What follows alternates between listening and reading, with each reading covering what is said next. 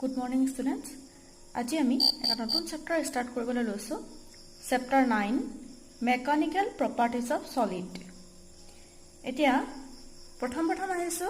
ৰিজিড body কি হয় তালৈ এই ৰিজিড বডি কি বুলি ক'লে আমি ক'ব লাগিব যে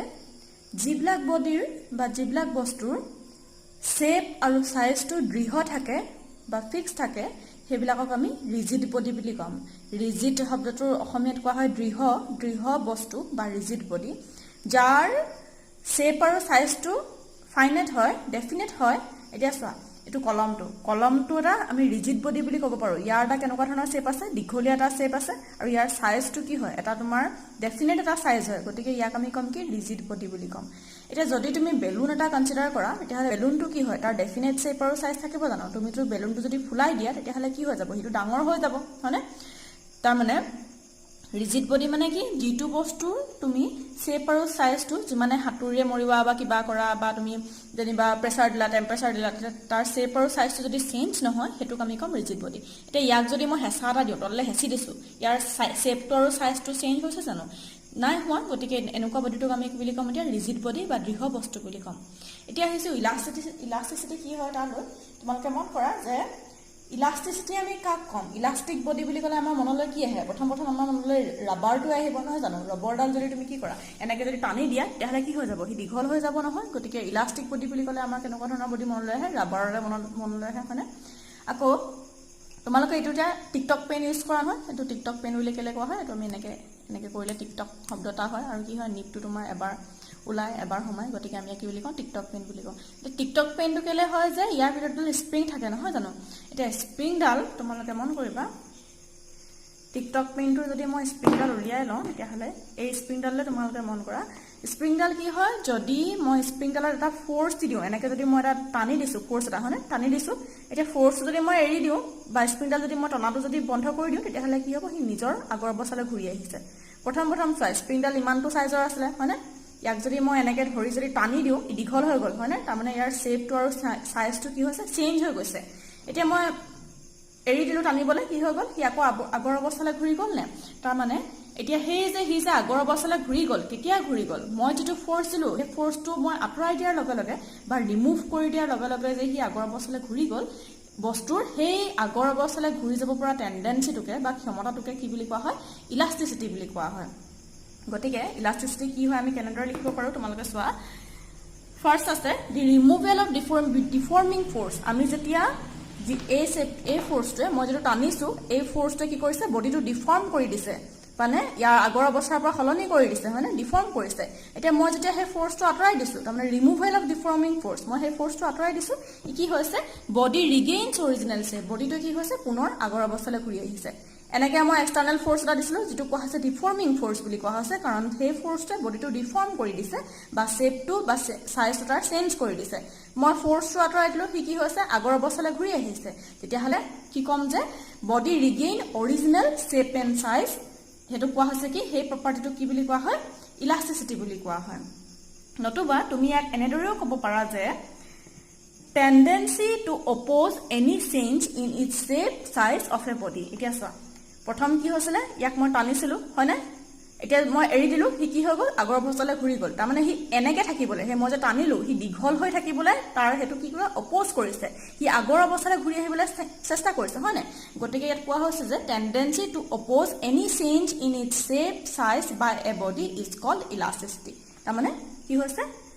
কি কৰিছে হে হলনিটো হ'বলৈ হি কি কৰিছে অপোজ কৰি দিছে হেতু তাৰ টেন্ডেন্সি যে হি এটো এনেকে থাকিবলৈ যেটো মই চেষ্টা কৰিছো এনেকে ৰাখিবলৈ হেতু কি কৰিছে অপোজ কৰিছে হি আগৰ অৱস্থালৈ ঘূৰি যাবলৈ চেষ্টা কৰিছে গতিকে হেতু কি বুলি কোৱা হয় tendency to oppose any change in its shape size by a body is called elasticity বুলি কোৱা হয় এতিয়া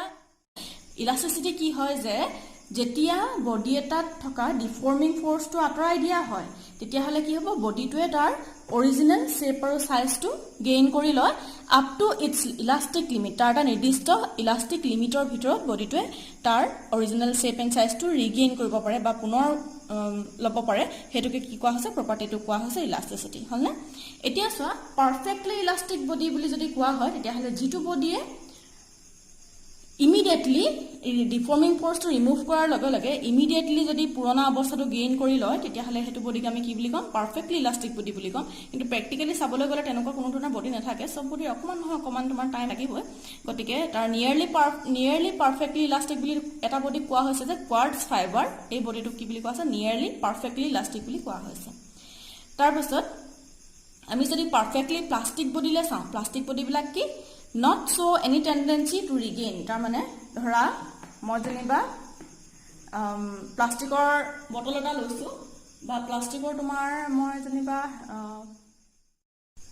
পুতলা এটা লৈছো তেতিয়াহ'লে কি হ'ব যে তাক যদি মই এক্সটাৰ্নেল ফৰ্চটো ৰিমুভ কৰি দিওঁ সি কি হ'ব বডিটো আগৰ অৱস্থালৈ ঘূৰি আহিবলৈ নোৱাৰে আগৰ অৱস্থালৈ ঘূৰি অহাৰ কোনো ধৰণৰ টেণ্ডেঞ্চি নেদেখুৱায় তেতিয়া আমি কি বুলি ক'ম বডিটোক প্লাষ্টিক বডি বুলি ক'ম কিন্তু পাৰফেক্টলি প্লাষ্টিক বুলি বডি নাথাকে আচলতে সব বস্তুৱে কম পৰিমাণে হলেও সেই তাৰ পুৰণা টেণ্ডেঞ্চিটোলৈ ঘূৰি আহিব বিচাৰে কম বেছি পৰিমাণে এতিয়া তোমালোকে এইটো যেনিবা এটা প্লাষ্টিকৰ বটল এইটো প্লাষ্টিকৰ বটল ইয়াকে যদি যেনিবা মই এটা ডিফৰ্মিং ফৰ্চ দিলোঁ এনেকৈ হেঁচি দিলোঁ হ'লে এতিয়া সি কি হৈছে আকৌ পুৰণা অৱস্থালৈ ঘূৰি আহিছেনে তো কম বেছি পৰিমাণে সব বস্তুৰে সেই টেণ্ডেঞ্চিটো থাকিবই যে ঘূৰি আহিব পৰা টেণ্ডেঞ্চিটো কিন্তু কিছুমান বস্তু বেছিকৈ থাকে কিছুমান বস্তু কমকৈ থাকে যিটো বস্তুৰ টেণ্ডেঞ্চিটো একেবাৰে কম সেইটোক আমি ক'ম প্লাষ্টিক বডি বুলি ক'ম আৰু কি হয় পাৰফেক্টলি প্লাষ্টিক বুলি আচলতে প্ৰেক্টিকেলি আমি নাপাওঁ থিয়ৰিটিকেলি পাওঁ কিন্তু প্ৰেক্টিকেলি আমি নাপাওঁ এতিয়া প্ৰেক্টিকেলি পাৰফেক্টলি যদি প্লাষ্টিক বডি বুলি কোৱা হয় তেতিয়াহ'লে কোনো বস্তু পাৰফেক্ট নহয় কেতিয়াও তো কি হৈছে নিয়াৰলি প্লাষ্টিক বুলি আমি ক'ব পাৰোঁ যে পুটি আৰু পেৰাফিন ৱেক্সক আমি কি বুলি ক'ব পাৰোঁ নিয়াৰলি প্লাষ্টিক বডি বুলি আমি ক'ব পাৰোঁ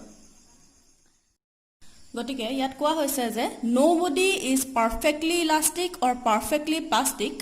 all the bodies found in nature lie between these two limit তাৰ মানে প্লাষ্টিক আৰু ইলাষ্টিক বডিৰ মাজতে গোটেই বডিখিনি থাকিব পাৰফেক্টলি প্লাষ্টিক বা পাৰফেক্টলি ইলাষ্টিক বুলি নাই নিয়াৰলি পাৰফেক্টলি প্লাষ্টিক আমি ক'ব পাৰোঁ এপ্ৰক্সিমেটলি আমি ধৰিব পাৰোঁ কিন্তু পুৰা সম্পূৰ্ণৰূপে পাৰফেক্টলি প্লাষ্টিক বা পাৰফেক্টলি ইলাষ্টিক বডি বুলি নাথাকে আচলতে প্ৰেক্টিকেলি ইয়াত কোৱা হৈছে when the elastic behavior of a body decreases its plastic behavior increases তাৰ মানে যেতিয়া বডি এটাৰ ইলাষ্টিক বিহেভিয়াৰটো কি হ'ব কমি যাব তেতিয়া সি প্লাষ্টিক বিহেভিয়াৰ তাৰ ইনক্ৰিজ হ'ব বুলি আমি ক'ব পাৰোঁ এতিয়া চোৱা যদি বস্তু এটা এটো বস্তুৰে বটলটোৰে কি হৈছে ইয়াৰ যদি সেই ইলাষ্টিক বিহেভিয়াৰটো এটো যদি হুমাই যোৱা টেণ্ডেঞ্চি হুমাই গৈ আকৌ ঘূৰি অহাৰ টেণ্ডেঞ্চি যদি কমি যায় তেতিয়াহ'লে কি হ'ব বস্তুটো ভাঙি যাব নে তেতিয়া আমি কি বুলি ক'ম প্লাষ্টিক বিহেভিয়াৰটো তাৰ বাঢ়ি যোৱা বুলি ক'ম আকৌ যদি তোমাৰ বস্তুটোৰ ইলাষ্টিক বিহেভিয়াৰটো বাঢ়ি যায় তেতিয়াহ'লে তাৰমানে ৰবৰডাল কি হৈ যায় ইলাষ্টিক বিহেভিয়াৰটো বাঢ়ি আছে তেতিয়াহ'লে কি হ'ব তাৰ প্লাষ্টিক বিহেভিয়াৰ নাই বুলি আমি ক'ব পাৰোঁ বা প্লাষ্টিক বিহেভিয়াৰ আমি এতিয়া কমি গৈছে বুলি ক'ব পাৰোঁ তাৰমানে ইলাষ্টিক বিহেভিয়াৰ যদি বাঢ়ে তেতিয়াহ'লে কি হ'ব প্লাষ্টিক বিহেভিয়াৰ তোমাৰ কি হ'ব কমিব আৰু যদি প্লাষ্টিক বিহেভিয়াৰ বাঢ়ে তেতিয়াহ'লে ইলাষ্টিক বিহেভিয়াৰ কমি যাব এতিয়া চোৱা বস্তু এটাৰ ইলাষ্টিক বিহেভিয়াৰটো বা সলিড এটাৰ ইলাষ্টিক বিহেভিয়াৰ আমি কাৰ লগত কম্পেয়াৰ কৰিব পাৰোঁ স্প্ৰিং বল মডেলৰ লগত কম্পেয়াৰ কৰিব পাৰোঁ ধৰা তোমাৰ সলিড এটা আছে সলিডটোত কি হয় সলিড এটা কিহেৰে বনোৱা হয় এটমছ এণ্ড মলিকুলছৰে বনোৱা হয় হয়নে তো এটমছ এণ্ড মলিকুলছবোৰ সলিডটোত কেনেকৈ আছে বুলি ধৰিছোঁ যে এইটো এটমছ বা মলিকুলছ বুলি লৈছোঁ এইকেইটা এইটো এটা এটম এইটো এটা এটম এইটো এটা এটম তাহাঁতে কি হয় এটা তোমাৰ নিৰ্দিষ্ট দূৰত্বত বজাই ৰাখে আৰু নিৰ্দিষ্ট দূৰত্ব এটা মেইনটেইন কৰি থাকে এটমছ এণ্ড মলিকুলছবিলাকে তো কি হৈছে এতিয়া সেই এটমছ এণ্ড মলিকুলছবিলাকৰ ঠাইত আমি কি কৰিছোঁ যে একোটা বল আছে বুলি ধৰি লৈছোঁ আৰু সিহঁতৰ মাজত যিটো তোমাৰ এতিয়া এটমছ আৰু মলিকুলছ হ'লে কি হ'ব সিহঁতৰ মাজত এটা ফ'ৰ্চ অফ এট্ৰেকশ্যন বা ফ'ৰ্চ অফ ৰিপালশ্যন থাকিব তো স্প্ৰিং বল মডেলটো বুজাৰ আগতে মই তোমালোকক এটমৰ ফ'ৰ্চ অফ এট্ৰেকশ্যন আৰু ফ'ৰ্চ অফ ৰিপালশ্যনৰ বিষয়ে অলপ কৈ লওঁ তোমালোকে চোৱা এটম এটা আমি কি জানো যে নিউক্লিয়াছ এটা থাকে আৰু তাৰ চাৰিওফালে কি হৈ যায় ইলেক্ট্ৰনটো ৰিভলভ কৰি থাকে বুলি আমি জানো হয়নে ইলেক্ট্ৰনটো চাৰিওফালে থাকে চাৰাউণ্ড হৈ থাকে এটা পাৰ্টিকুলাৰ অৰ্বিটত থাকিব বুলি আমি জানো তো এইটো এটা আমি এটম বুলি লৈছোঁ আৰু এইটো এটা আমি এটম বুলি লৈছোঁ হয়নে এইটো এটা এটম বুলি লৈছোঁ এতিয়া চোৱা এই দুয়োটা এটমৰ মাজত কি থাকিব যে ইহঁতি একদম ওচৰা ওচৰকৈ লগ লাগি নাথাকে ইহঁতৰ মাজত এটা গেপ এটা মেইনটেইন হৈ থাকে এতিয়া তোমালোকে চোৱা যে এইটো এটা পজিটিভ হয়নে নিউক্লিয়াছটো পজিটিভলি চাৰ্জ হয় নিউক্লিয়াছটো এইফালৰ নিউক্লিয়াছটো পজিটিভ চাৰ্জ হয় আকৌ এইটো ইলেক্ট্ৰন নিগেটিভলি চাৰ্জ এইটো ইলেক্ট্ৰন কি হৈ যায় ইয়াৰ নিগেটিভ চাৰ্জ থাকে এতিয়া একেবাৰে ওচৰা ওচৰকৈ লগ লাগি কেলৈ নাথাকে তোমালোকে মন কৰা যদি লগ লাগি থাকিবলৈ হয় এইটো পজিটিভ চাৰ্জ এইটো ইলেক্ট্ৰন এইটো তোমাৰ নিউক্লিয়াছটো এইটো ইলেক্ট্ৰন হয়নে এতিয়া একেবাৰে ওচৰা ওচৰকৈ থাকিবলৈ হ'লে কি হ'ব লাগিব ইহঁতৰ মাজত এতিয়া ইলেক্ট্ৰন একে ধৰণৰ যদি চাৰ্জ হয় তেতিয়াহ'লে সিহঁতৰ মাজত কি হয় বুলি আমি জানো যে তোমালোকে ক্লাছ 10ত পঢ়িবলৈ পাইছিলা কুলম ল পঢ়িবলৈ পাইছিলা নহয় তাতে কি হয় যে একে ধৰণৰ যদি চাৰ্জ হয় তেতিয়াহ'লে কি হয় সিহঁতৰ মাজত ৰিপালশ্যন হ'ব বুলি পাইছিলোঁ হয়নে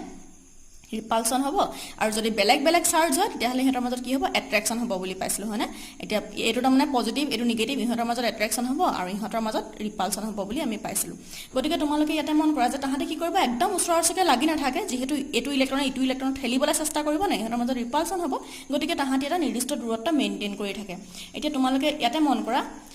ইয়াতে কি আছে এটো তোমাৰ নিউক্লিয়াছ আছে এটো ইলেক্ট্ৰন আছে নিৰ্দিষ্ট দূৰত্ব কিমান দূৰত্ব মেইনটেইন কৰি থাকিব তোমালোকে হেতু বস্তু মন কৰা আকৌ ইয়াত তোমাৰ এটো নিউক্লিয়াছ আছে এটো ইলেক্ট্ৰন আছে এতিয়া কি হ'ব যে ইহঁতৰ মাজত তোমাৰ ৰিপালসিভ ফোৰ্সটো থাকিব হয়নে ৰিপালসিভ ফোৰ্স যেহেতু তোমাৰ একে ধৰণৰ চাৰ্জ আছে কিন্তু এটো প্লাস নিউক্লিয়াছ আৰু এটো তোমাৰ ইলেক্ট্ৰনৰ মাজত কি থাকিব এট্ৰাক্টিভ ফোৰ্স থাকিব হয়নে এট্ৰাক্টিভ ফোৰ্স এটা থাকিব আকৌ তেনেকে এটো নিউক্লিয়াছ আৰু এটো ইলেক্ট্ৰনৰ মাজত কি থাকিব এট্ৰাক্টিভ ফোৰ্স এটা থাকিব নাই তাৰ মানে কি হ'ব যে এটমছ এণ্ড মলিকুলছ বিলাকে নিজৰ মাজত কেনেকৈ ডিসটেন্সটো মেইনটেইন কৰি থাকে যে এই এট্ৰাক্টিভ ফোৰ্সটোৱে এই ৰিপালসিভ ফোৰ্সটো কেনসেল কৰি থাকে তেতিয়াহলে হিহঁতৰ আমি কি বুলি কম ইন্টাৰ এটমিক ফোৰ্সটো আমি কি বুলি কম 0 হ'ব বুলি কম যেটো ডিসটেন্স মেইনটেইন কৰি থাকিব এট এ পাৰ্টিকুলাৰ ডিসটেন্স সেই ডিসটেন্সটো ইন্টাৰ এটমিক ফোৰ্স বা আন্তঃপাৰমাণৱিক বল কি বুলি কম আমি 0 বা 0 বুলি কম হয়নে এতিয়া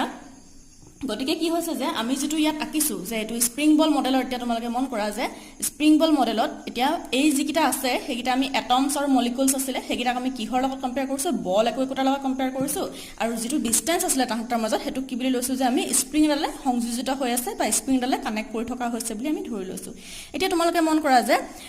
Normally balls occupy equilibrium position. তাৰ মানে কেনেকৈ থাকিব যে ইয়াত ইহঁতৰ মাজত কি হৈছে এট্ৰাক্টিভ ফোৰ্স আৰু ৰিপালসিভ ফোৰ্স বা আকৰ্ষিত বল আৰু বিকৰ্ষিত বলটো ইটোৱে হেতু কেনসেল কৰি পিনে কি হৈ আছে ফোৰ্সটো ইয়াৰ কি হৈ আছে 0 কৰি থৈছে হয়নে তো তেনেকৈ এতিয়া সেই 0 যে হৈ আছে ইয়াক আমি কি কম ইকুইলিব্ৰিয়াম বা সাম্য অৱস্থা বুলি কম ইন্টাৰএটমিক ফোৰ্স যে 0 হৈ আছে বা আন্তঃপাৰমাণৱিক বল যে 0 হৈ আছে এতিয়া সেই কন্ডিশনটোক আমি কি বুলি কম এটমছ বা মলিকুলছৰ সাম্য অৱস্থা বা ইকুইলিব্ৰিয়াম বুলি কম ইকুইলিব্ৰিয়াম কন্ডিশন বুলি কম ইকুইলিব্ৰিয়াম কন্ডিশন বুলি কম হলনে গতিকে কি হ'ব যে ইহতি এতিয়া এনেকৈ থকা মানে কি এটা নিৰ্দিষ্ট দূৰত্ব মেইনটেইন কৰি আছে মানে কি ইহতি এতিয়া ইকুইলিব্ৰিয়াম পজিশনত আছে হলনে গতিকে এই ক্ষেত্ৰত কি হ'ব ইন্টাৰ এটমিক ফোৰ্সটো 0 হৈ থাকিব এতিয়া যদি তুমি মন কৰা যে যদি হে স্প্ৰিং এইহন্তিটো স্প্ৰিঙে কানেক্ট হৈ আছে বুলি ধৰিছো আমি যদি তোমালকে হে স্প্ৰিংডাল যদি এই বস্তুটো তুমি যদি টানি দিবলৈ চেষ্টা কৰা কি হ'ব স্প্ৰিংডাল বহলি যাব নে হলনে এতিয়া চোৱা যেটো আমি আগৰ ইলাস্টিসিটি স্প্ৰিঙৰ এক্সাম্পল দেখাইছিলো যে স্প্ৰিংডাল যেতিয়া বহলি যায় তেতিয়া স্প্ৰিংডালে পুনৰ আগৰ অৱস্থালৈ আহিবলৈ ঘূৰি আহিবলৈ চেষ্টা কৰে নে তেনেদৰে কি হ'ব যে যদি তুমি টানি দিয়া তেতিয়াহলে এই স্প্ৰিংডালে কি কৰিব আগৰ অৱস্থালৈ ঘূৰি আহিবলৈ চেষ্টা কৰিব তুমি এনেকৈ টানিছা নহয় তাৰমানে তোমাৰ ইলংগেট হৈছে স্প্ৰিংডাল তেতিয়াহলে কি কৰিব স্প্ৰিংডালে এটা ফোৰ্স দিব যে তাহাঁতে আগৰ অৱস্থালৈ ঘূৰি আহিবলৈ চেষ্টা কৰিব গতিকে ইয়াত কোৱা হৈছে when displaced from equilibrium position various spring exerts force তুমি যদি বা ইয়াত ধৰি এনেকৈ টানিলা কি হ'ব প্ৰতিডাল স্প্ৰিঙে ফোৰ্স এক্সাৰ্ট কৰিব আৰু হিহঁতি আগৰ অৱস্থালৈ ঘূৰি আহিবলৈ চেষ্টা কৰিব these forces bring the ball to equilibrium position আৰু সেই ফোৰ্সখিনি কি কৰিব সেই বলখিনি আকৌ আগৰ অৱস্থালৈ ঘূৰাই লৈ আনিব এতিয়া যদি তোমালোকে মন কৰা যে তুমি টানি দিয়াৰ লগে লগে সব স্প্ৰিঙে ফোৰ্স এক্সাৰ্ট কৰিলে আৰু তাহাঁতে আগৰ অৱস্থালৈ ঘূৰি আহিবলৈ চেষ্টা কৰিলে কেলে ঘূৰি আহিবলৈ চেষ্টা কৰিলে সেইখিনি বস্তু যদি তুমি যদি মন কৰা তেতিয়াহলে তোমালোকে আকৌ এইটো বস্তুলৈ আহা এটম বিলাকৰ ইন্টাৰএটমিক ফোৰ্সৰ বিষয়লৈ আহা এটোটা ইহঁতি কি কৰিছে পাৰ্টিকুলাৰ ডিসটেন্স মেইনটেইন কৰি আছে হয়নে এতিয়া যদি তাহাঁতক মই অলপ দূৰলৈ লৈ যাওঁ ধৰা তুমি স্প্ৰিংডাল টানি দিছা কি হ'ব বল বিলাক বা এটমছ এণ্ড মলিকুলছ দূৰলৈ গুচি যাব নে তাহাঁতক ধৰা মই অকণ দূৰলৈ লৈ গৈছো হয়নে এটা পাৰ্টিকুলাৰ ডিসটেন্সলৈ লৈ গৈছো দূৰলৈ লৈ গৈছো তেতিয়াহলে কি হ'ব যে ইহঁতৰ মাজত এই ইন্টাৰেকশনটো তোমাৰ এট্ৰাক্টিভ যেটো ফোৰ্স আছিল সেই ফোৰ্সটো বাঢ়ি যাব কাৰণে কি হ'ব এট্ৰাক্টিভ ফোৰ্স বহা মানে কি তাহাঁতে ইটো হিটো ওচৰলৈ আনিবলৈ চেষ্টা কৰিব তেতিয়াহলে কি হ'ব যে সেই বল তোমাৰ স্প্ৰিংডাল ওচৰলৈ তোমাৰ কি হ'ব আগৰ অৱস্থালৈ ঘূৰি আহিবলৈ চেষ্টা কৰিব আকৌ যদি তাহাঁতক তুমি যদি কম্প্ৰেছ কৰি দিলে কি হ'ব যে তুমি এই এটম কিটা বা তুমি এই বল কিটা কম্প্ৰেছ কৰিলে কি হ'ব এই বল কিটা তুমি চাপ খাবলৈ চেষ্টা কৰিছা তেতিয়া কি হ'ব তোমালোকে চোৱা এটা নিৰ্দিষ্ট ডিসটেন্স মেইনটেইন কৰি আছিলে দূৰত্ব মেইনটেইন কৰি আছিলে তহঁতক তুমি একদম ওচৰলৈ লৈ আহিবলৈ চেষ্টা কৰিছা ওচৰলৈ লৈ আহিবলৈ চেষ্টা কৰিলে কি হ'ব যে ইহঁতৰ মাজত যেটো ৰিপালসন ফোৰ্স আছিল সেই ৰিপালসন ফোৰ্সটো তেতিয়া বাঢ়ি যাব নহয় হয়নে গতিকে কি হ'ব যে হিহঁতি আকৌ এই টেন্ডেন্সিটো এই যেটো আছিলে এই টেন্ডেন্সিটো তোমাৰ ইমানখিনি ডিসটেন্স মেইনটেইন কৰি থাকিবলৈ বিচাৰিব গতিকে কি হয় যে তুমি যেতিয়া এনেকৈ ডিফৰ্মিং ফোৰ্স তুলিবা হিহঁতি ইকুইলিব্ৰিয়ামলৈ আহিবলৈ চেষ্টা কৰে বা তুমি যদি কম্প্ৰেছ কৰিবা তেতিয়াও তাহাঁতে কি হ'ব ইকুইলিব্ৰিয়াম অৱস্থালৈ বা সাম্য অৱস্থালৈ ঘূৰি যাবলৈ চেষ্টা কৰিব এতিয়া যদি তুমি সেই ডিসটেন্সৰ লগত ফোৰ্স যদি চোৱা যে আমি কৈছো যে এইটো ডিসটেন্সত পাৰ্টিকুলাৰ ডিসটেন্সত কি হৈ আছে ইন্টাৰএটমিক ফোৰ্সটো 0 হৈ আছে বুলি কৈছো তোমালোকে এই বস্তুটো মন কৰা যে যদি গ্ৰাফ অকা হয় যে তোমাৰ ফোৰ্স আৰু ডিসটেন্সৰ মাজত যদি গ্ৰাফ অকা হয় গ্ৰাফডাল কেনেকুৱা হ'ব তোমালোকে মন কৰা যে এনেকুৱা ধৰণৰ হ'ব গ্ৰাফডাল তোমাৰ এনেকুৱা ধৰণৰ হ'ব তাৰমানে ই কি মিন কৰিছে চোৱা যে যেতিয়া তোমাৰ এইফালে কি হ'ব ডিসটেন্সটো কমি থাকিব এই ডিসটেন্সটো যেতিয়া কমি থাকিব তাৰমানে ইমানখিনি হৈ আছে ডিসটেন্সটো কমি আছে হয়নে তেতিয়া কি হ'ব যে ৰিপালসিভ ফোৰ্সটো বাঢ়ি আছে তাৰমানে ডিসটেন্সটো যদি তুমি কমাই দিয়া এইফালৰ যদি ডিসটেন্স যদি কম থাকে তেতিয়া হলে ইয়াত কি হ'ব ফোর্স অফ ৰিপালসন হৈ থাকিব এটমস বিলাকৰ মাজত কি হ'ব ৰিপালসিভ ফোৰ্সে কাম কৰিব আৰু যদি তোমালোকে ডিসটেন্সটো বঢ়াই দিয়া এটো ডিসটেন্সটো বঢ়াই দিছা হয়নে তেতিয়া হলে তোমাৰ কি হ'ব যে এট্ৰাক্টিভ ফোৰ্সে কাম কৰিব তেতিয়া তোমাৰ এইফালে কি হ'ব এটো ডাইৰেকশন ডিসটেন্স আছে এইখিনি কি হ'ব এট্ৰাক্টিভ ফোৰ্সে কাম কৰিব এতিয়া হে মাজৰ পজিশনটো চোৱা কি হৈছে যে ইয়াত জেনেকে এটা পাৰ্টিকুলাৰ ডিসটেন্সত হে r ডিসটেন্স ইয়াত কি হৈছে যে আমি কি বুলি কৈছিলো ইন্টাৰএটমিক ফোৰ্স 0 বুলি কৈছিলো তোমালোকে চোৱা এই পজিশনটোত যেহেতু এটো ফোৰ্স বুজাইছে ওপৰ ডিসটেন্সত ফোৰ্স বুজাইছে গতিকে এই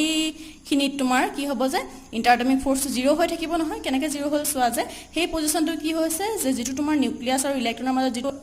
এট্ৰাক্টিভ ফোৰ্স আছিল সেই ফোৰ্সক কোনে কেনসেল কৰিছে হে ৰিপালসিভ ফোৰ্সটোৱে কেনসেল কৰিছে আৰু আলটিমেটলি আমি কি পাইছো যে ইন্টাৰএটমিক ফোৰ্স যেটো আসলে হে ফোৰ্সটো আমি 0 বুলি পাইছো বা যেটো আমাৰ আন্ত পাৰমাণবিক বল হে পাৰমাণবিক বলটো আমি কি পাইছো যে 0 বুলি পাইছো এটো বুজিলা নহয় গতিকে এটো আসলে তোমাৰ ডিসটেন্সৰ লগত ফোৰ্সটো কেনেকে ভেৰি কৰে যিমানে তুমি ডিসটেন্স বঢ়াই গৈ থাকিবা প্ৰথম এইখিনি লাগে তেতিয়া হলে কি হ'ব যে হে ইন্টাৰএটমিক ফোৰ্সটো 0 হৈ যাব আৰু এটোক আমি কি কম যে মিনিমাম পটেনশিয়াল এনাৰ্জি থকা বুলি কম মিনিমাম পটেনশিয়াল এনাৰ্জি থকা বুলি কম আৰু যেতিয়া তুমি আকৌ ডিসটেন্সটো বঢ়াই দিবা তেতিয়া হলে কি হ'ব এট্ৰাক্টিভ ফোৰ্সটো বাঢ়ি যাব এটমস বিলাকৰ মাজত এট্ৰাক্টিভ ফোৰ্সটো বাঢ়ি যাব গতিকে এইখিনি আসলে স্প্ৰিং বল মডেল টপিকটো হৈছে স্ট্ৰেস এই স্ট্ৰেস কাক কয় বুলি যদি কোৱা হয় তেতিয়া হলে তোমালোকে মন কৰা যে এনেকে মই ফোৰ্স এপ্লাই কৰিছিলো হয়নে এতিয়া স্প্ৰিংডালে উল্টা এটা ফোৰ্স দিছিলে যাতে মই ফোৰ্সটো ৰিমুভ কৰাৰ লগে লগে স্প্ৰিংডাল আগৰ অৱস্থালৈ ঘূৰি যায় এতিয়া যেটো ফোৰ্স স্প্ৰিংডালে দিছে সেই ফোৰ্সটো কি কৰিছে যে তাৰ আগৰ অৱস্থাটো ৰিগেইন কৰিছে হয়নে গতিকে হেতু ফোৰ্সক আমি কি বুলি কম ৰিস্টোৰিং ফোৰ্স বুলি কম গতিকে ইয়াত কোৱা হৈছে যে দি ইন্টাৰনাল ৰিস্টোৰিং ফোৰ্স ইন্টাৰনাল বুলি এটো কাৰণে কোৱা হৈছে যে মই এনেকে দিছো ফোৰ্সটো এক্সটাৰনালি প্ৰভাইড কৰিছো মই হয়নে বাহিৰৰ ফালৰ পৰা মই এই ফোৰ্সটো দিছো গতিকে ইয়াক কোৱা হ'ব এক্সটাৰনাল ফোৰ্স মই দিয়া ফোৰ্সটো কম আমি এক্সটাৰনাল ফোৰ্স বা বাইজিক বল বুলি কম আৰু এতিয়া মই ফোৰ্সটো এৰি দিয়াৰ লগে লগে স্প্ৰিংডালে কি কৰিছে আগৰ অৱস্থালৈ ঘূৰি যাবৰ কাৰণে এটা ফোৰ্স দিছে আৰু সেই ফোৰ্সটো কোনে দিছে স্প্ৰিংডালে নিজৰ ভিতৰৰ পৰা দিছে গতিকে ইয়াক কি হ'ব কি কোৱা হ'ব ইন্টাৰনাল ৰিস্টোৰিং ফোৰ্স বুলি কোৱা হৈছে ইন্টাৰনাল ফোৰ্স কাৰণ হি নিজে দিছে আৰু ৰিস্টোৰিং এটো কাৰণে কোৱা হৈছে যে সেই ফোৰ্সটোৰ কাৰণে কি হৈছে ই নিজৰ শেপটো ঘূৰাই পাইছে বা নিজৰ শেপটো হি আকৌ ষ্ট'ৰ কৰিব পাৰিছে গতিকে কি কোৱা হৈছে ৰিস্টোৰিং ফোৰ্স বুলি কোৱা হৈছে The internal restoring force set up per unit area of cross section of the deformed body is called stress বুলি কোৱা হৈছে তাৰ মানে মই কোনটো ফোৰ্স মই কাৰ ওপৰত ফোৰ্স এপ্লাই কৰিছিলো মই এই এৰিয়াটোৰ ওপৰত ফোৰ্স এপ্লাই কৰিছো হয়নে এই পোৰচনটো এৰিয়াটোৰ ওপৰত ফোৰ্স এপ্লাই কৰিছিলো হয়নে তো এতিয়া মই যেটো ফোৰ্স এপ্লাই কৰিছো সেই ফোৰ্সটোৰ এগেইনষ্টত কি কৰিছে ৰিস্টোৰিং ফোৰ্সে কাম কৰিছে হয়নে এনেকে মই ফোৰ্স এপ্লাই কৰিলো মই এপ্লাই কৰা ফোৰ্সটো এগেইনষ্ট ৰিস্টোৰিং ফোৰ্সে কাম কৰিলা কাৰণে তাৰমানে হি আগৰ অৱস্থালৈ ঘূৰি আহিছে মানে কি মই যিমানখিনি ফোৰ্স দিছিলো হিও হিমানখিনি ফোৰ্স দিছে হয়নে এতিয়া হেই হি দিয়া ফোৰ্সটো পাৰ ইউনিট এৰিয়া তাৰমানে ইউনিট এৰিয়াত হি কিমান ফোৰ্স দিছে হেতুকে কোৱা হ'ব কি বুলি কোৱা হৈছে যে স্ট্ৰেস বুলি কোৱা হৈছে তাৰমানে আমি কি লিখিব পাৰো যে স্ট্ৰেস ইকুৱেল টু এটো তোমাৰ কি আহিব আসলে তো এপ্লাইড ফোৰ্স নহয় এটো আসলে ৰিস্টোৰিং ফোৰ্স হয় ৰিস্টোৰিং ফোৰ্স বুলি লিখিবা তোমালোকে ৰিস্টোৰিং ফোৰ্স পাৰ ইউনিট এৰিয়া তাৰমানে এটা নিৰ্দিষ্ট এৰিয়া পাৰ ইউনিট এৰিয়া একক এৰিয়াৰ ওপৰত বা একক ক্ষেত্ৰৰ ওপৰত যিখিনি তোমাৰ ৰিস্টোৰিং ফোৰ্সে কাম কৰিছে সেই তাকে কোৱা হৈছে কি তাৰ ৰেশিওটোকে কোৱা হৈছে কি স্ট্ৰেস বুলি কোৱা হৈছে এতিয়া হেই ৰিস্টোৰিং ফোৰ্সটো কাৰ সমান হয় মই যেটো ফোৰ্স বাহিৰৰ ফালৰ পৰা দিছো এক্সটাৰনাল ফোৰ্স বাইজিক বল দিছো তাৰ সমান কাৰণে এটো তোমাৰ এপ্লাইড ফোৰ্স ইকুৱেল ৰিস্টোৰিং ফোৰ্স বুলি কোৱা হৈছে সেই ফোৰ্সক আমি এপ্লাইড ফোৰ্স বুলি ইয়াত লিখিছো আসলতে তোমাকে কি হয় যে স্ট্ৰেস ইকুৱেল টু কিমান কি লিখিব লাগে ৰিস্টোৰিং ফোৰ্স ডিভাইডেড বাই এৰিয়া হ'ব লাগে এটো হ'ব লাগে হয়নে তো এতিয়া তোমাৰ আমি কি জানো যে ফোৰ্সটো আমি কিহে ৰিপ্ৰেজেন্ট কৰো এফ এ ৰিপ্ৰেজেন্ট কৰো এৰিয়া এটা বস্তু এটা এৰিয়া আমি কেনেকৈ ৰিপ্ৰেজেন্ট কৰো এ ৰে ৰিপ্ৰেজেন্ট কৰিছো গতিকে এতিয়া স্ট্ৰেসৰ কাৰণে ফৰ্মুলা কি আহিব ফোৰ্স পাৰ ইউনিট এৰিয়া তাৰমানে একক ক্ষেত্ৰফলৰ ওপৰত ক্ৰিয়া কৰা বল হেতু কি বুলি কোৱা হ'ব স্ট্ৰেস বুলি কোৱা হ'ব এতিয়া তাৰ যদি আমি ইউনিট চাবলৈ যাওঁ ইউনিট কিমান আহিব তোমালোকে মন কৰা যে ফোৰ্সৰ ইউনিট বা বলৰ ইউনিট কি হয় নিউটন হয় আৰু এৰিয়াৰ ইউনিট কি হয় মিটাৰ স্কয়াৰ হয় হয়নে এতিয়া এৰিয়াটো যিহেতু তলত আছে গতিকে ওপৰত আমি কি আহিব নিউটন আহিব তলত কিমান আহিব মিটাৰ স্কয়াৰ আহিব গতিকে ইয়াৰ ইউনিটটো কিমান আহিব নিউটন পাৰ মিটাৰ স্কয়াৰ হয়নে এটো আহিলে তোমাৰ স্ট্ৰেসৰ কাৰণে ইউনিট এতিয়া আহিছে তাৰ ডাইমেনশ্যনেল ফৰ্মুলা এটো আমি এটো টপিকটোৰ একেবাৰে শেষত আলোচনা কৰিম এতিয়া আহিছো ডিফাৰেন্ট টাইপস অফ স্ট্ৰেছ স্ট্ৰেছৰ টাইপ কি হয় তাৰ ওচৰলৈ আহিছো প্ৰথম তুমি লৈছো যে দীঘল তোমাৰ বস্তু এটা আছে জানিবা তাক তুমি কি কৰিব পাৰা ইলংগেট কৰিব পাৰা বুলি জানিবা লৈছো এতিয়া এই বস্তুটো যদি তুমি ধৰা তোমাৰ এই বস্তুটোকে কি কৰিছো মই স্প্ৰিংডাল আছে স্প্ৰিংডালত জানিবা মই এনেকে এটা ফোৰ্স এপ্লাই কৰিছো হয়নে কোড এপ্লাই কৰিলো হে ইউনিট এৰিয়াৰ ওপৰত এডখৰ আৰু এডখৰ এপ্লাই কৰিছো ইউনিট এৰিয়াৰ ওপৰত এপ্লাই কৰিছো তেতিয়া বস্তুটো কি হৈ গৈছে এনেকে তোমাৰ দীঘল হৈ গৈছে এফালে দীঘল হৈছে এফালে দীঘল হৈছে এটো মই কি কৰিছিলো এক্সটাৰ্নাল ফোৰ্স এপ্লাই কৰিছিলো হয়নে এটো ডাইৰেকচনত এপ্লাই কৰিছো এক্সটাৰ্নাল ফোৰ্স এটা এপ্লাই কৰিছো হয় তাৰ পাছতে এটো ডাইৰেকচনত ফোৰ্সটো এপ্লাই কৰিছো এফালে এটো ডাইৰেকচনত এপ্লাই কৰিছো এনেকে এপ্লাই কৰিছো হয়নে তো হেতু কাৰণে কি হৈছে বস্তুটো দীঘল হৈ গৈছে এতিয়া সেই দীঘল হৈ যোৱা বস্তুটোৰ কাৰণে কি হ'ব ই নিজে এটা ফোৰ্স দিব নে ইলাস্টিক বডি হলে ই নিজে এটা ফোৰ্স দিব কোনটো ডাইৰেকচনত দিব মই যদি এটো ডাইৰেকচনত দিও কি হ'ব অপোজিট ডাইৰেকচন এটো ডাইৰেকচনত আৰু এটো ডাইৰেকচনত ফোৰ্সটো দিব হয়নে গতিকে সেই ফোৰ্সটো কি কোৱা হ'ব ৰিস্টোৰিং ফোৰ্স বুলি কোৱা হ'ব যেটো ফোৰ্স এই বস্তুটোৱে দিছে তাক কি কোৱা হ'ব ৰিস্টোৰিং ফোৰ্স এতিয়া এই ৰিস্টোৰিং ফোৰ্স পাৰ ইউনিট এৰিয়া যদি হয় তেতিয়া হলে হেতু কি কোৱা হ'ব হেতুক এটা স্ট্ৰেছ বুলি কোৱা হৈছে আৰু সেই স্ট্ৰেছটোৰ নাম দিয়া হৈছে যে টেনসাইল স্ট্ৰেছ বুলি নাম দিয়া হৈছে টেনসাইল স্ট্ৰেছ বুলি এই স্ট্ৰেছটোক নাম দিয়া হৈছে হয়নে টেনসাইল স্ট্ৰেছ তাৰ মানে তোমাৰ কেনেকৈ বাঢ়িছে এনেকৈ বাঢ়িছে মই এনেকৈ বাঢ়িছো মই এনেকৈ তোমাৰ বস্তুটোৰ ওপৰত ফোৰ্স এপ্লাই কৰিছিলো বস্তুটোৱে হেতু সৰু হ'বৰ কাৰণে এটো ডাইৰেকচনত ফোৰ্স এপ্লাই কৰিছে তেতিয়া কি হৈছে যে ফোৰ্স যেটো ডাইৰেকচনত এপ্লাই কৰিছে ফোৰ্স পাৰ ইউনিট এৰিয়া মই কৰা অপোজিট ডাইৰেকচনৰ বস্তুটোৱে ফোৰ্স এপ্লাই কৰিছে না এতিয়া সেই ৰিস্টোৰিং ফোৰ্স পাৰ ইউনিট এৰিয়া যদি হয় তেতিয়া হলে হেতু স্ট্ৰেছক আমি কি বুলি কম টেনসাইল স্ট্ৰেছ বুলি কম আকৌ ধৰি লোৱা সেই স্প্ৰিংডালে আছে এডাল স্প্ৰিংডালে আছে মই জানিবা এটো ডাইৰেকচনত ফোৰ্স এপ্লাই কৰি দিছো তাৰ মানে মই স্প্ৰিংডাল কম্প্ৰেছ কৰিব বিচাৰিছো মানে মই এনেকে চাপ খাব বিচাৰিছো স্প্ৰিংডাল মই চাপ খাব বিচাৰিছো এই স্প্ৰিংডালে মোৰ হাতৰ ওপৰত কেনেধৰণে ফোৰ্স দিছে বাহিৰৰ ফালে ফোৰ্স দিছে এনেকে হি আগৰ অৱস্থালৈ ঘূৰি যাবলৈ চেষ্টা কৰিছে হয়নে বাহিৰৰ ডাইৰেকচনত ফোৰ্সটো দিছে এটো ফোৰ্স মই দিছিলো আৰু বাহিৰৰ ফালে ফোৰ্সটো কোনে দিছে স্প্ৰিংডালে দিছে গতিকে এই স্প্ৰিংডালে দিয়া ফোৰ্সক আমি কি বুলি কম ৰিস্টোৰিং ফোৰ্স বুলি কম নহয় এতিয়া সেই ৰিস্টোৰিং ফোৰ্স পাৰ ইউনিট এৰিয়া যদি হয় তেতিয়া হলে হেতু স্ট্ৰেছক আমি কি বুলি কম এতিয়া ইয়াত জেনাৰেট যেটো স্ট্ৰেছ জেনাৰেট হৈছে বা ইয়াত যেটো স্ট্ৰেছ উৎপন্ন হৈছে তাক আমি কম কি কম্প্ৰেছিভ স্ট্ৰেছ বুলি কম কম্প্ৰেছিভ স্ট্ৰেছ বুলি কম কম্প্ৰেছিভ স্ট্ৰেছ বুলি কম মানে তুমি কম্প্ৰেছ কৰি দিছা না এনেকৈ কম্প্ৰেছ কৰি দিছা গতিকে হেতু স্ট্ৰেছক নাম দিয়া হৈছে কি কম্প্ৰেছিভ স্ট্ৰেছ বুলি নাম দিয়া হৈছে আৰু এই দুয়োটাক একেলগে কি কোৱা হয় নৰ্মেল স্ট্ৰেছ বুলি কোৱা হয় নৰ্মেল স্ট্ৰেছ বুলি কোৱা হয় কেলে নৰ্মেল স্ট্ৰেছ বুলি কোৱা হয় চোৱা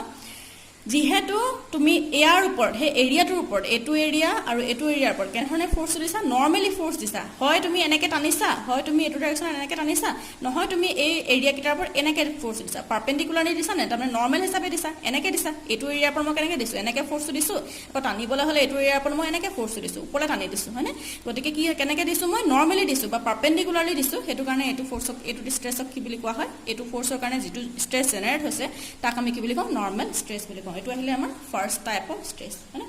তাৰ পাছত আমি পাইছো সেকেন্ড এটা স্ট্ৰেছ আমি পাইছো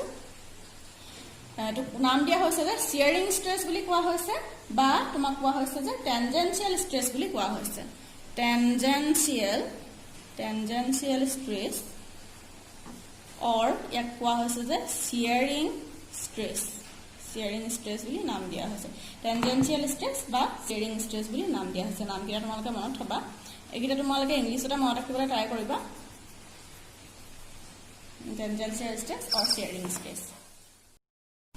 ধৰি লোৱা তোমালোকে মই এখন কিতাপ এখন লৈছো কিতাপখনক মই এতিয়া কি কৰিম টেনজেনশিয়াল স্ট্ৰেছ দিব লাগে তাৰ মানে মই ফোৰ্সটো কেনেকৈ দিম ফোৰ্স এটা দিব লাগে ফোৰ্সটো মই কেনেকৈ দিম এনেকৈ নিদু না নৰ্মেলি নিদু পাৰপেন্ডিকুলাৰলি নিদু এটো এৰিয়াৰ ওপৰত মই নৰ্মেলি এনেকৈ ফোৰ্সটো নিদু মই কেনেকৈ দিম টেনজেনশিয়ালি দিম টেনজেনশিয়াল মানে কি টেনজেন মানে কি স্পৰ্শক হয়নে স্পৰ্শডাল কি কৰি থাকে বস্তুটাৰ ওপৰত জাষ্ট অকল স্পৰ্শ কৰি থাকে হয়নে এটা পইণ্টত স্পৰ্শ কৰি থাকে তেনেকৈ মই ইয়াত টেনজেনশিয়ালি ফোৰ্সটো দিম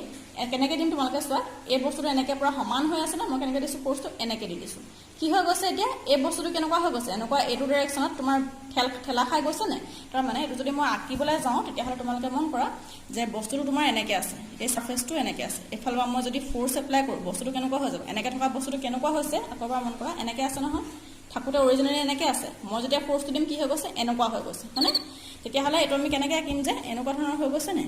ফোৰ্সটো যেতিয়া মই এডোখৰ দিছো এই পোৰশনত ঠেলা খাই গৈছে এফালে তোমাৰ বাহিৰলৈ লৈ গৈছে এনেকুৱা ধৰণৰ হৈছে নহয় তেতিয়া হলে তোমাৰ সেই যে ফোৰ্স এপ্লাই কৰিছো ফোৰ্স পাৰ ইউনিট এৰিয়া যোনটো এৰিয়াৰ পৰা মই ফোৰ্স দিছো এই সাৰফেসখনৰ পৰা মই ফোর্স দিছো না তো ফোর্স পার ইউনিট এরিয়া আমি কি বুলি কম টেনজেনশিয়াল স্ট্রেস বা শিয়ারিং স্ট্রেস বুলি কম গতিকে তোমালোকে ইয়াত চোৱা deforming force act tangentially to the surface of a body deforming force যেটো ফোৰ্সে বডিটো ডিফৰ্ম কৰিছে বেয়া কৰি দিছে সেই ফোৰ্সটো কেনেকৈ দিছো এনেকৈ দিছো টেনজেনশিয়ালি এক কৰিছো এনেকৈ নহয় নরমালি নহয় টেনজেনশিয়ালি দিছো টেনজেন্টে যেনেকৈ দিয়ে তেনেকৈ দিছো